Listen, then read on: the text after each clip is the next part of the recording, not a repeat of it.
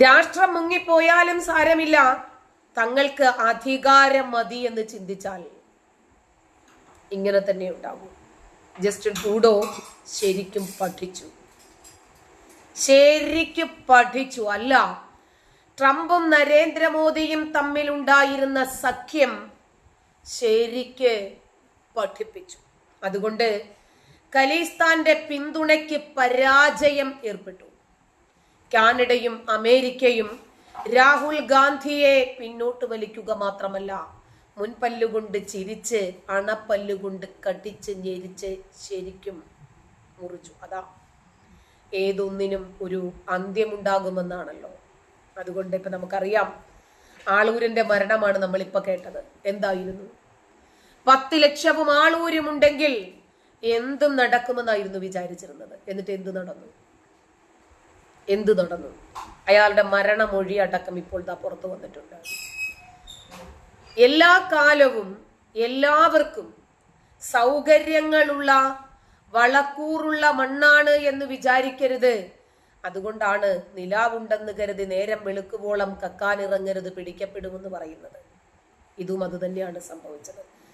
അപ്പം ആളൂര് അദ്ദേഹത്തിന്റെ ജോലി എന്താണ്, അതിൽ അദ്ദേഹം തികഞ്ഞ എഫിഷ്യൻസി തെളിയിച്ചു എന്നാണ് അദ്ദേഹം പറയുന്നത്. എൻ്റെ മുമ്പിൽ വരുന്ന ക്ലയൻസ് അവരെ വാദിച്ച് രക്ഷപ്പെടുത്തുക. അതുപോലെ ഹർദീപ് സിംഗ് നിജാറിന്റെ വധവുമായി ബന്ധപ്പെട്ട് കാനഡയിലെ സിഖുകാരെ സുഖിപ്പിക്കുക, അവരെ പ്രീണിപ്പിക്കുക, അധികാര കസേരയിൽ അമർന്നിരിക്കുക.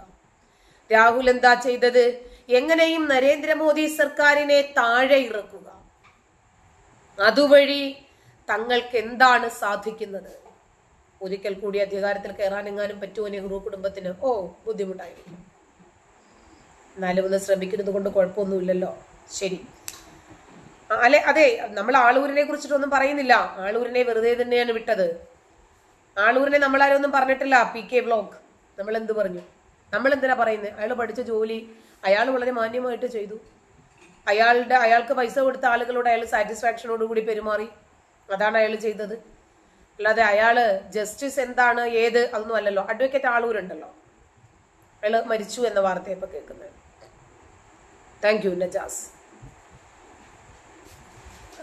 Thank you. അയാള് മരിച്ചു. ഇപ്പോ ആളൂരിന്റെ മരണവാർത്ത കേട്ട ഉടനെ തന്നെ പ്രമുഖ ക്രിമിനൽ അഭിഭാഷകൻ BA ആളൂർ അന്തരിച്ചു.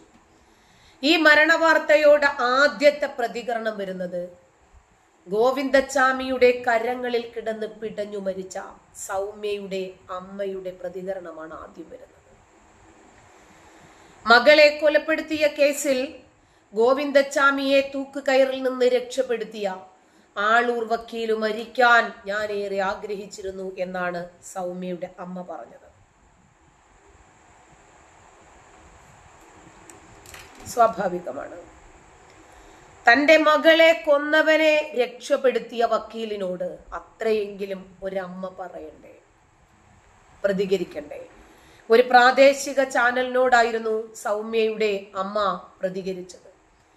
ഒരാൾക്കും ഇനിയും ഇയാളെ കൊണ്ടൊരു ശല്യം ഉണ്ടാകരുത്.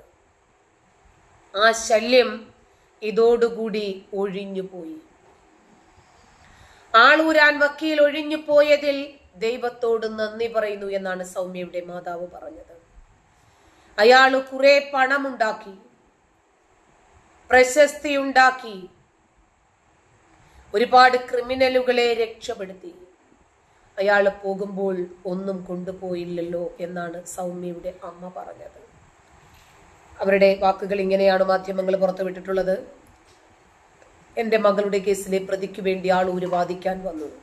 ഞാൻ അയാളോട് പലതവണ പറഞ്ഞു, നിങ്ങൾക്കൊരു മകളുണ്ടെങ്കിൽ ആ മകൾക്കാണ് ഇങ്ങനെ സംഭവിച്ചതെങ്കിലേ ആ വേദന നിങ്ങൾക്ക് മനസ്സിലാവൂ.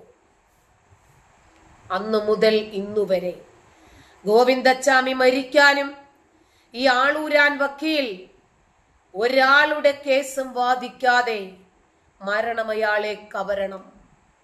ഞാൻ അയാളോട് തന്നെ പറഞ്ഞിട്ടുള്ള വാക്കാണിത്. ആ വാക്ക് എൻ്റെ ചെവിയിൽ കേട്ടപ്പോൾ എനിക്ക് സന്തോഷവും സങ്കടവും ഉണ്ടെന്ന അമ്മ. പല കാര്യങ്ങളും ഓർത്തിട്ടാണ് സങ്കടം. അയാൾ കുറെ പണം ഉണ്ടാക്കിയതൊന്നും അയാൾ പോകുമ്പോൾ കൊണ്ടുപോയില്ലല്ലോ. അയാൾ മരിച്ചതിൽ ഒരുപാട് സന്തോഷിക്കുന്ന ഒരാളാണ് ഞാൻ. ഒരാളുടെ മരണം കൂടി എനിക്ക് കേൾക്കണം, അതിന് ഞാൻ കാതോർത്തിരിക്കുകയാണ്. ഗോവിന്ദച്ചാമിയുടെ മരണം. ഒരാൾക്കും ഇനി ഇയാളെ കൊണ്ട് ശല്യമുണ്ടാകരുത്.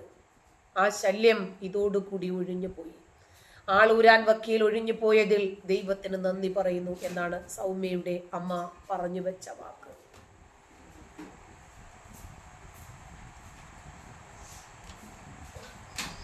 അതായത് അയാള് വെറുതെ വിട്ടല്ലോ. PK വ്ലോഗിന് എന്താണ് ഇത്രയും വലിയ പ്രയാസം?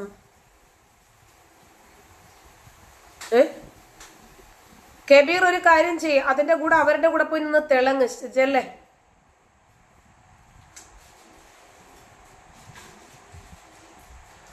അതായത് ഒരു ഡോക്ടറായാലും ഒരു അധ്യാപകനായാലും, ഇനി അതല്ല ഒരു വക്കീലായാലും ഒരു ഡ്രൈവറായാലും ഒരു മെക്കാനിക്കായാലും, അയാളുടെ മേഖല എന്താണ് അതിനകത്ത് അയാൾ നന്നായി തിളങ്ങും. അയാൾ അത് വളരെ നന്നായി ഉപയോഗപ്പെടുത്തി, അത്രേ ഉള്ളൂ.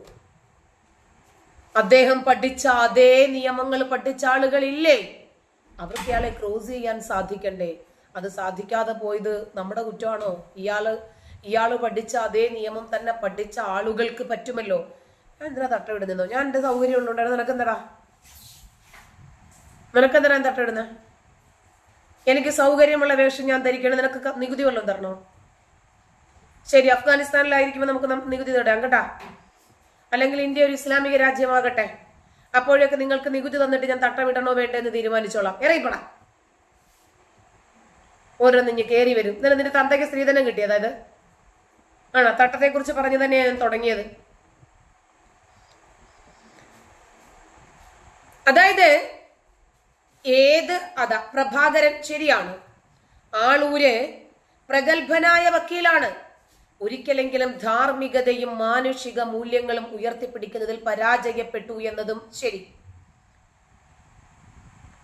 ശരിയാണ്. ചോദിക്കട്ടെ, ഏതു മേഖലയിലാണ് ഇന്ന് മനുഷ്യത്വം ഉള്ളത്? വിദ്യാഭ്യാസ മേഖലയിലുണ്ടോ? ആരോഗ്യ മേഖലയിലുണ്ടോ? ബിസിനസ് മേഖലയിലുണ്ടോ? പൊതുപ്രവർത്തന രംഗത്തുണ്ടോ? എവിടെയാണെന്ന് മനുഷ്യത്വവും മാനവികതയും? എല്ലാം ബിസിനസ് അല്ലേ? ഒരാൾ മരിച്ചു കഴിഞ്ഞാൽ പോലും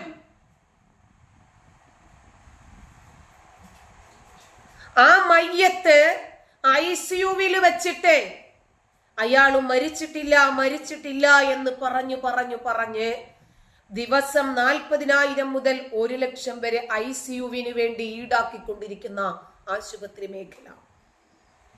ഒരു സ്കൂളിലെ അഡ്മിഷന് വേണ്ടിയിട്ട് എത്രയാ? ഇപ്പൊ മെഡിക്കൽ സീറ്റിന് വേണ്ടിയിട്ട് ഞാൻ ശ്രമിച്ചുകൊണ്ടിരിക്കുക, എത്രയാ? എഞ്ചിനീയറിംഗിന് വേണ്ടിയിട്ട് സീറ്റിന് ശ്രമിച്ചു നോക്ക്, എത്രയാ? എല്ലാ മേഖലകളിലും കള്ളന്മാരുമുണ്ട്, കൊള്ളക്കാരുമുണ്ട്. ഇവരാരും ജനങ്ങളെ സേവിക്കുന്നതിന് വേണ്ടിയോ രാജ്യത്തെ സേവിക്കുന്നതിന് വേണ്ടിയോ ഇറങ്ങി തിരിച്ചിട്ടുള്ളവരല്ല. ഇവർ കോടികൾ ഉണ്ടാക്കുന്നതിന് വേണ്ടി ഇറങ്ങി തിരിച്ചിട്ടുള്ള ആളുകളാ. അത് ആളൂര് വക്കീൽ പ്രത്യക്ഷമായിട്ട് തുറന്ന് സമ്മതിക്കുന്നു, മറ്റുള്ളവർ സമ്മതിക്കുന്നില്ല. ഇത്രേ ഉള്ളൂ. ആളൂര് പറയുന്നു, എന്റെ അടുത്ത് വരുന്ന ക്ലയൻസ് അവരെ ഏത് രൂപത്തിലാണ് ന്യായീകരിച്ച് വാദിച്ച് രക്ഷപ്പെടുത്തേണ്ടത്? അത്ര ഒരു പക്ഷേ പെരുമ്പാവൂർ ജിഷ വധക്കേസിലെ പ്രതിക്ക് വധശിക്ഷ കീഴ്ക്കോടതിയും മേൽക്കോടതിയും ശരിവെച്ചില്ലേ? ഇല്ലേ? അതാണ് നമുക്ക് പറയാനുള്ളത്. ആരും സത്യം